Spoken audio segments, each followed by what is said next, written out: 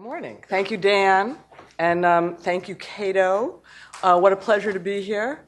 I'm really looking forward to what looks to me to be a wonderful event today, a truly distinguished roster, a who's who of thoughtful people who work on and think about immigration policy. And I'm more than a little bit humbled to be kicking it off. So, of course, I've been pondering what to say for weeks, and what am I going to add to the incredible scholarship that you're about to hear for during the rest of the day? The presentations add to what's in this amazing volume, and also the presentations to come. And what came to me is that in many ways, my experience in Washington, in the immigration debate, my 10 years here fighting for change in immigration policy is kind of analogous to this conference. So what I do is I'm sort of a go-between. For the kinds of thoughtful, research-oriented, data-driven people, scholars and thinkers that you're going to hear today, and the, shall we say, less scholarly, less data-driven people up in that big white building on the Hill. So I'm a kind of intermediary, a kind of interpreter. I won't say dumber downer, but you get the idea. And in fact, I can remember taking ideas from at least two people who you're going to hear from today and injecting them into the debate in 2006 and 2007, the debate about comprehensive immigration reform. I won't name names, they know who they are. But by analogy, and this is my point, I see this conference as playing that same role. Cato has assembled a really august group and put them on a podium here less than a mile from the Capitol. And the Institute is playing that same role to feed good ideas into the policy process. So with that in mind, I thought maybe the most useful thing I could do today would be to talk a little bit about the condition of the ground up there that today's good ideas are going to be falling on. What's the mood on Capitol Hill? What's the state of play politically? And is there any inclination to listen to some good ideas about immigration? Now, of course, I have good news and bad news. So let's do the bad news first. For anyone who's been working on immigration policy in Washington, and there are many in this room, the last 5 years have been painful, to say the least.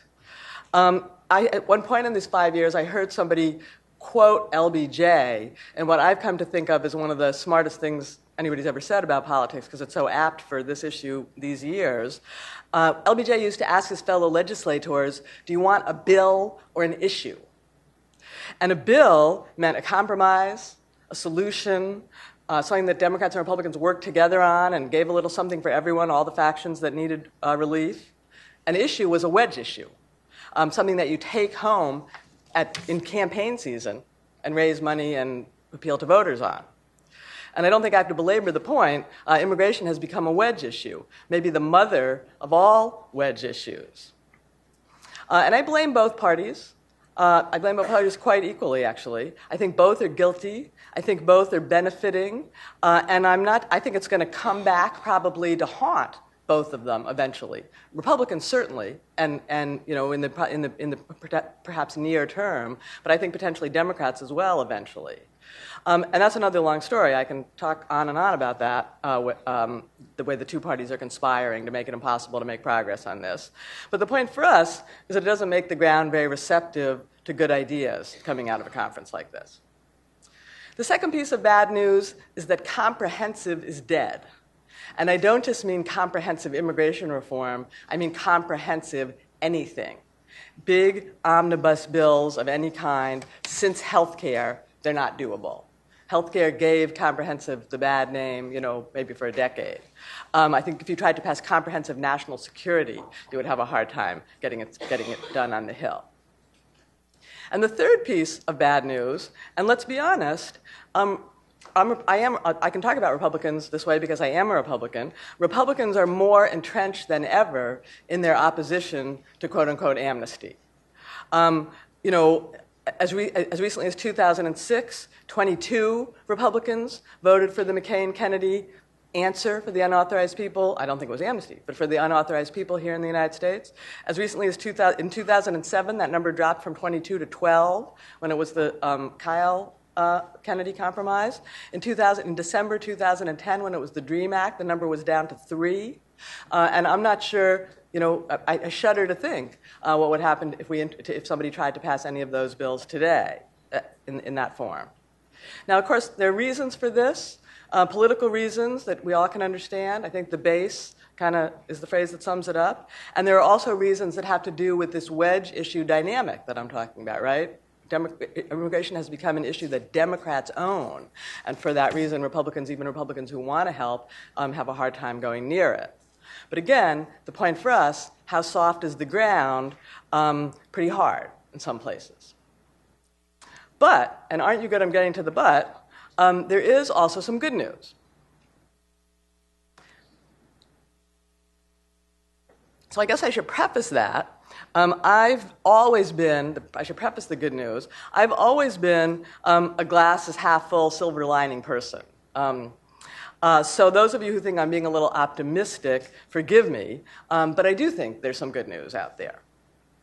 And the first is that in the last 6 months, we've started to see what I think of as a thaw on Capitol Hill. If for the past 5 years, basically what we had was frozen tundra, I think we're starting to see it soften a little bit, melt a little bit here and there. Let me be clear, with one notable exception that I'm going to talk about in a minute, no one is talking about is doing anything for the unauthorized immigrants in the country. But there has been quite a bumper crop of bills to make urgently needed fixes to the legal immigration system. They're Democrat and Republican, but again, what's very interesting is that many of them come from the Republican side of the aisle. Again, I don't want to exaggerate. They're small. They're mostly rifle shots. They don't do anything for the unauthorized population. They're all for the legal system. But we've seen bills to fix the agricultural temporary worker program, many bills. I mean, there's half a dozen in that sector alone. We've seen a bill to remove the per-country caps for skilled workers and families. I'll talk more about that in a minute. We've seen a number of bills for students with STEM degrees. We've even seen a provision for Irish people. And this is just kind of the ones that stand out. None have been enacted, right? None of these, we haven't helped a single immigrant yet. But the country cap bill, and this was the most interesting, passed overwhelmingly. It was in the House. It was designed so well, narrow enough, with a little something for everyone. I mean, crafting legislation, is quite the art, and especially a rifle shot like this. It passed overwhelmingly in the House in November by a vote, and just wait, this is an immigration bill, by a vote of 389 to 15. I mean, when has an immigration bill, Republicans don't like to say the immigration word, but 389 members of the House voted for this bill. It went on to be blocked in the Senate by one man. That basically can happen in the Senate, Senator Grassley. But without Senator Grassley, I believe it would have passed with an overwhelming majority in the Senate as well. So although, obviously this woulda, coulda, shoulda kind of legislation doesn't help any immigrants, right? The fact that it had a nice big vote in the House doesn't do anything, doesn't help any immigrants, doesn't help any U.S. employers. But it's still good news in my view. It could not have happened 2 or 3 years ago. It's really an important sign of thaw. And to me, it's a symptom basically of a new model emerging on Capitol Hill. You all know the old model. The old model was comprehensive immigration reform. And, the theory kind of behind comprehensive immigration reform, and I'm going to be a little cynical, but no partial fix was allowed to come up or pass. No matter how bad the roof was leaking in the high-tech sector or the ag sector or some other sector, no partial fix was allowed to pass. No group, no constituency in need of help was allowed to get satisfaction on the theory that if everyone was unhappy together, they would get so frustrated that they would come together and they would push together and get the big comprehensive bill over the hump. Well, obviously that didn't work. We tried, that frustration built up for 5 years, you could say 10 years, depending on how you count. We didn't get there. So a new model is emerging. And the new model is very different. It's small piece by small piece, small baby step by baby step.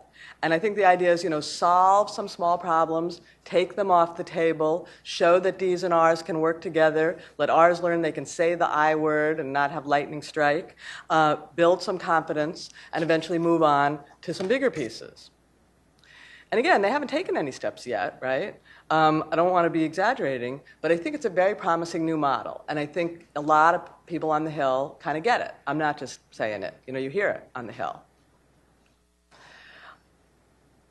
And in this vein, in this line of these small pieces, I'm very encouraged. Some people in the room will probably disagree with me, but by the new Republican version of the DREAM Act that we're hearing in the press is being worked on by Republican Senator Marco Rubio from Florida.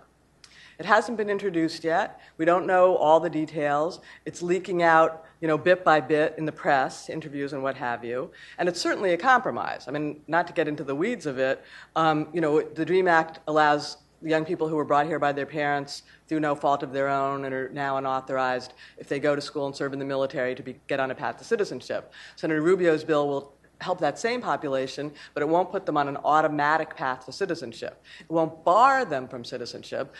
They will be able to get in other green card queues from family, employment, what have you, queues that we know are very, very long. But it does give them the right to stay in the country, go to school, work, and stay, and eventually get to green cards by some other method. Now, that's a compromise. Some people will find that compromise odious. Not giving people citizenship, having people spend most of their lives here, or maybe decades, maybe most of their lives as not yet as citizens.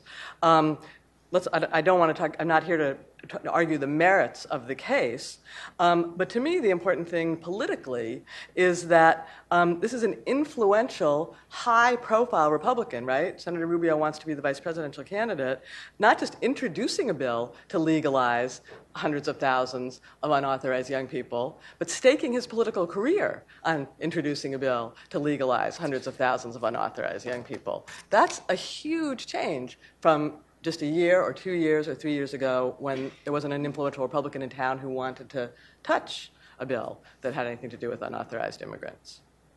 So the second piece of good news, and I think the other two pieces are pretty obvious, but the second piece of good news, it's obvious to anybody reading the newspaper, I won't dwell on it, is the Latino vote. Fastest growing voting bloc in the country, key in several important, maybe 5 out of the 12 key swing states, in my view, could literally decide the election by deciding Florida alone. Both parties get it. Both parties understand the stakes. Immigration is not the number one issue for Latinos. Immigration is a threshold issue for Latinos. I like to say, that like everybody else, their top issues are the economy, and then maybe education. But immigration is a threshold issue. If you talk the wrong way about immigration, you put many Latino voters off. I like to say about Governor Romney, he's like a salesman who comes to your door to sell you something, and he starts by saying, "I don't like people like you." Immigration is that kind of issue for Latinos. And obviously, the fact that they have the power they have and that they're going to have the influence they have, even if it's much less than people expect in the coming election, is going to be good news for this issue and a harbinger of more thaw to come. So last and hardly least, the third piece of good news needs even less belaboring. It's the economy, stupid.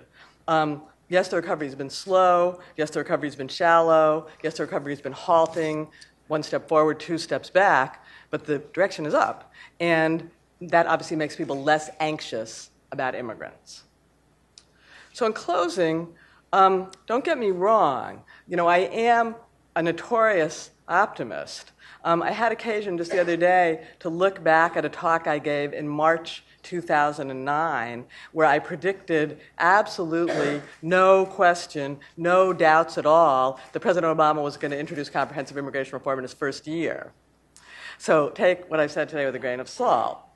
I'm certainly not predicting comprehensive immigration reform. I'm certainly not predicting anything this year. Nothing's going to happen before November. And if there is progress next year, I think it's going to be slow, probably very slow, little piece by little piece. There's a long road ahead and many battles. But, I'm starting to hear the kind of whisperings that you hear on the Hill. This or that office, this or that member, and in a couple of occasions surprising Republican members saying, and I've heard the same kind of phrase a few times now, something's going to happen on immigration next year.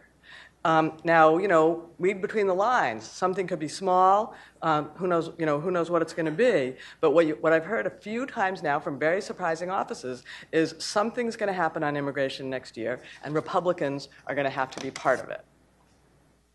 So I think this is a great time and a great place to be having this conference. I think the people up the street need your diagnosis. They need your good ideas. I'm certainly looking forward to listening through the day. And let's just hope I'm not being too optimistic. Let's just hope I'm right. Let's just hope the ground is soft enough for the ideas that we're going to hear today to take root and flower in the months and years ahead.